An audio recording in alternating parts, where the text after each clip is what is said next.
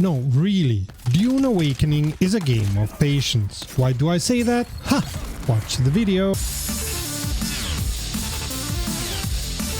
Hello Space Monkey, you're watching Space Crazy. Welcome to the channel and to a review of Dune Awakening after 1 week of playing.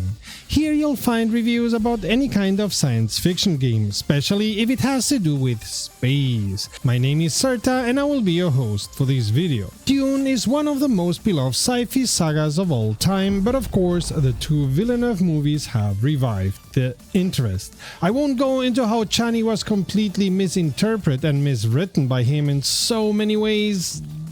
This is not that kind of channel. We've spent the last week playing Dune Awakening and being eaten by Shai Hulud often enough, but let's not go there, and we'll tell you our comprehensive first impressions with the game. Being true to Dune while making a game that's interesting can be tasking. Does Dune Awakening fit the bill? Well, Dune Awakening exists in a parallel timeline to that of the books. The Kwisatz Haderach has not been born yet, as Lady Jessica has borne a daughter following the orders of the Bene Gesserit, and the Fremen have been slaughtered and have disappeared from Arrakis. You are sent undercover by the Bene Gesserit to find out what has become of the Fremen, but your ship is shot down by a mysterious person who saves you after finding you alive in the wreck and sets you on a path to understand the Fremen better and maybe finding them. He'll be appearing here and there during the game, but from now on you are mostly on your own.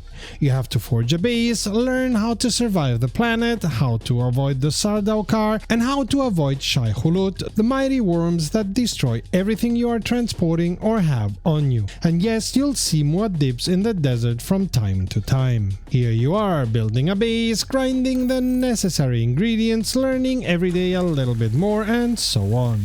The typical things you do in a build and survive game. Of course, this build and survive game brings the atmosphere of Frank Herbert's world building with it, and I gotta say, it's done beautifully. Not only are the graphics excellent, the worms as terrifying and well done as they should be, there are many lore-abiding things like the extreme heat and thirst that always threatens to kill you, the constant need of water, the existence of Holtzman shields and how they attract the worms, the Harkonnens and the Atreides fight for power, and over all this looms the Emperor. Far away for you to not really notice, but in details. In my opinion, this is the best way Arrakis and the world of Dune has been translated to a game, but you knew there was a but coming, didn't you? There's a lot of exasperating things in this game. Starting with the controls, which mix and mash. You drink by pressing F shortly to drink from your still suit, but when you are in base, you drink by pressing long E. When you are on your inventory, you drink by pressing long F. Did different teams work on different parts of the user interface, and did they not talk to each other? The setup of which tool is activated when is confusing, because while the developers put everything in a wheel form, they did the wheel too small, so you kinda have to guess which number does what. These are only a couple of examples of how messed up the user interface of Dune Awakening is. I could go on for hours and still would be ranting, so I'll stop here. Another thing that doesn't help is that the tutorial does not explain a lot of things you are going to need to know, like how to activate what the game calls unique tools. Tools that have special and advanced abilities for which you get blueprints that work only once. And a warning in case you haven't heard already. The first base you build, you will abandon soon enough after you finish the tutorial. So don't go fancy on that, wait for the second base. Luckily, I knew about it, but I know of enough people who went all in. Another thing, you only get told after the fact. I think this game, of all possible games, is the one that has made me search for solutions and watch YouTube videos the most of all time. And it's not because of its difficulty. I like a difficult game that makes you work for it, and sure, sometimes you'll despair after not finding a solution and will resort to the almighty internet. In this case, I had to search for simple things the game did not explain enough or at all, like the thing with the unique tools. Signs once again that the product development was not done right. And maybe once again a sign of different groups working on different things and not talking to each other, so the gaming experience is all over the place. Bad project management for sure. And the last thing I want to comment is how long it takes to start the game. Starting from either Steam or Epic, you will only open a game starting software stuff from Funcom, the company selling you the game. There, you'll have to launch the game once again. Then, the game will either rebuild 28,000 shaders every time the game gets an update, which takes minutes, or check that all 28,000 shaders are okay, which also takes minutes, although less than when building them.